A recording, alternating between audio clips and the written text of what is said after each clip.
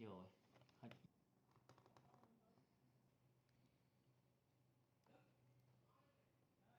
Máu ta lươn em lựa chớ rồi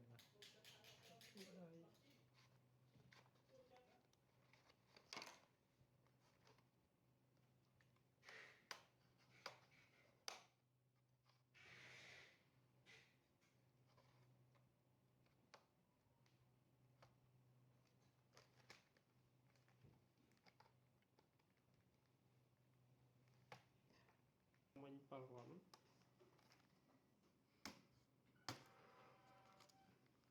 lược cho lắng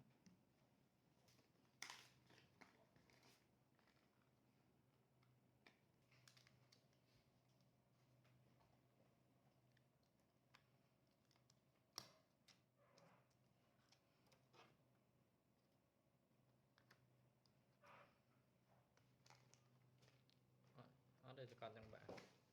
nga nè đi chẳng sụp chẳng con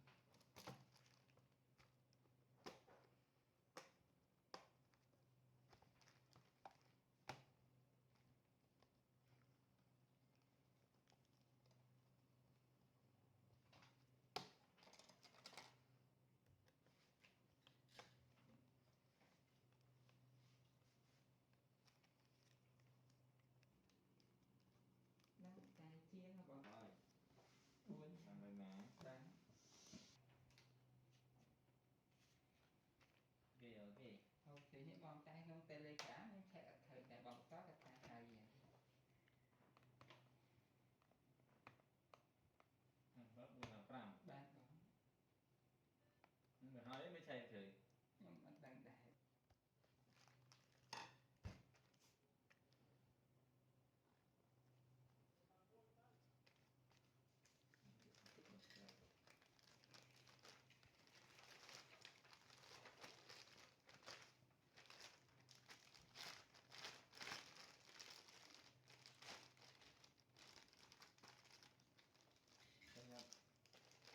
ok thời như bọn chắc này